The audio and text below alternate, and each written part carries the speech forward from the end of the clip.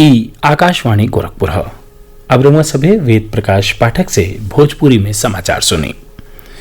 सज्जो राज्यन और केंद्र शासित प्रदेशन में सरकारी कोविड अस्पतालन के 50,000 मेड इन इंडिया वेंटिलेटर्स के आपूर्ति खातिर पीएम केयर्स एंड ट्रस्ट से 2,000 करोड़ रुपया आवंटित कइल गयल हवे। 50,000 वेंटिलेटर में से 30,000 वेंटिलेटर भारत इलेक्ट्रॉनिक्स लिमिटेड द्वारा निर्मित किए जा रहे हैं। अब तक 2,923 वेंटिलेटर का निर्माण किया गया है और इनमें से 1,340 वेंटिलेटर राज्यों और केंद्र शासित प्रदेशों में पहुंचा दिए गए हैं। ये वेंटिलेटर महाराष्ट्र, दिल्ली, गुजरात, बिहार, कर्नाटक और राजस्थान को दिए गए हैं। इस महीने के अंत तक सभी राज्यों और केंद्र शासित प्रदेशों में अतिरिक्त 14,000 वेंटिलेटर पहुंचा दिए जाएंगे।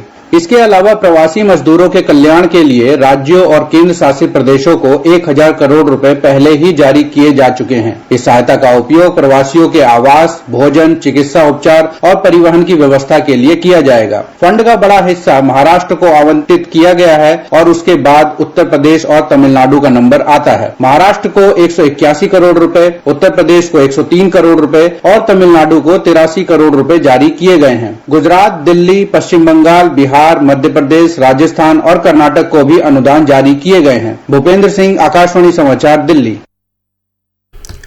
देश में कोविड-19 से स्वस्थ होखले का दर 56.37% हो गई हो।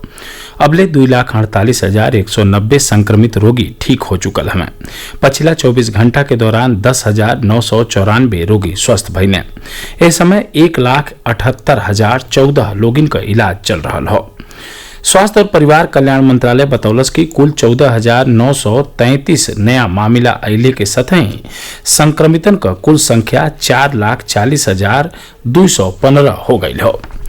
एक दिन में इस संक्रमण से 312 लोगन के मौत होकले के सतही मरे वालन के संख्या 14,011 हो गई हो। एक सतही देश में मृत्यु दर 30.18% हो गई हो। योग गुरु बाबा रामदेव का पतंजलि आयुर्वेद कोविड-19 के उपचार बदे कोरोनिल नाव का दवाई तैयार कैले हो। उत्तराखंड के हरिद्वार में यह दवाई का शुरुआत करत बाबा रामदेव कहना कि कोविड-19 बदे पतंजलि आयुर्वेद चिकित्सकीय नियंत्रण, अनुसंधान, साक्ष्य और परीक्षण पर आधारित औषधि रिपोर्ट तैयार कैले हो। वहां के कहनी कि यह दवाई के जांच के दौरान पावल गयल कि कोविड-19 से संक्रमित 69% रोगी 3 दिन में ठीक हो गए न, वहीं 100% एक सप्ताह में ठीक हो गए न। आकाशवाणी से विशेषज्ञन के राय श्रृंखला में हमने के कोविड-19 के बारे में सीनियर चिकित्सा विशेषज्ञन के राय प्रसारित करेनी। अखिल भारतीय आयुर्विज्ञान संस्थान एम्स के निदेशक डॉक्टर रणदीप गुलेरिया कोविड-19 संक्रमण के फैलले से रोके खातिर लोगन के सुरक्षित दूरी बनावे रखले और स्वच्छता का पालन करे का सलाह देहनी। एम्स का डॉक्टर राकेश गर्ग कहले हमें कि कोविड-19 का संक्रमण ओ लोगिन में फैलेला जिनकर कोनो यात्रा का इतिहास रहल हो, चाहे वो संक्रमित मनई के संपर्क में आयल होखें। सरकार फैसला लिहले हवे कि कोरोना महामारी के नाते एह साल भारत से हज यात्री सऊदी अरब के जतरा पर नाही जइहें। अल्पसंख्यक मामलन के मंत्री मुख्तार अब्बास नकवी आज बतौलन कि सऊदी अरब का हज और उमराह मंत्री डॉक्टर मोहम्मद सालेह बिन ताहिर बेंतन उन्हें फोन पर एह साल हज यात्रियन के सऊदी अरब नाही भेजले का सुझाव देहले हमें। श्री नकवी कहना कि हज यात्रा बदे कुल 2,13,000 आवेदन भयल रहले।